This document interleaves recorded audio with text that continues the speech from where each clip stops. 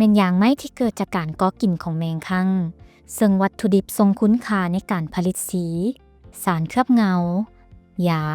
และเครื่องสำอางต่างๆในทั่วโลกมีผลผลิตคั่งประมาณ 20,000 ต้นเท่านั้นซึ่งมาจากอินเดียไทยพม่าบังกลาเทศลาวและจีนเท่านั้นฉะนั้นแล้วคั่งเป็นสินค้าพิเศษที่ลาวเฮามีท่าแฮงในการผลิต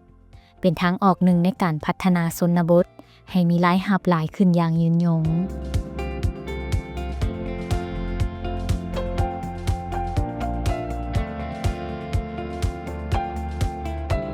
that we need each year 1,500 tons of stick-lac, and today we would like to work with Laos. It's a good product for environment and biodiversity, because to keep the insect alive, no chemicals, no pesticide, nothing, just natural. And if it's possible to associate with other trees and to bring diversity, it's very good. And also for carbon sink today with the climate change, planting trees is very good to capture the carbon and to keep a good environment. There's different things. So first, it's good for the soil and the fertilization, because you plant trees and the trees will help the crop to grow and to have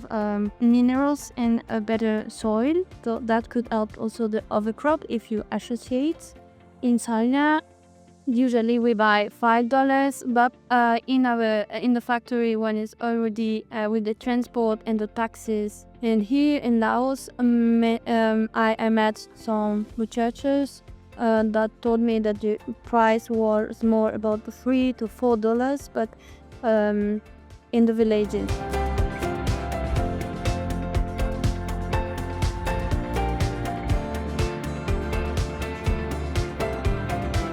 เพชรมันเขาเบิกอันเขาเฮ็ดเนี่ยเขาเอามันเสื้อมันขึ้นต้นไม้อันกกอันนี้ก็ใส่สำนี้ตัวน้อยหั่นจากตัวนี้ตัวนี้น้อยคันตัวใหญ่ก็ใหญ่อ้วนจากอันเขาอันนี้เก่าอันนี้แม่เขาเอาอันแม่เขาขยาย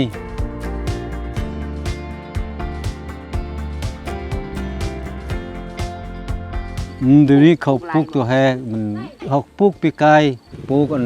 เลี้ยนกันคืออันสาลีกันดีก็ไปมี2ฤดูนี่เขาว่าเก็บตัวนี้เดือน12ก็ลายแดใหญ่แดอันเฮือนเนี่ยก่อนใหญ่คันคืออันนี้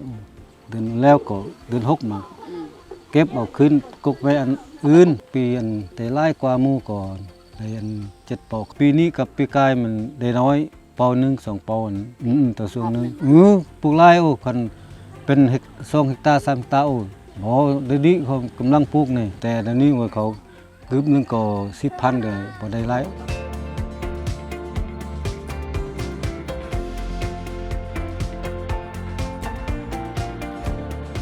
ปีนี้มันบ่เกิดนี่เดือน6ก็มันเป็นน้อยนี่ย้อนว่าแดดแห้งหมดลายอันนี้ใต้แมงอันแต่ลายอันนี้ก็อ่อนในหมดนี่แมงก็ตายกันมีพ่นแดอันมีอันแดดก็ดี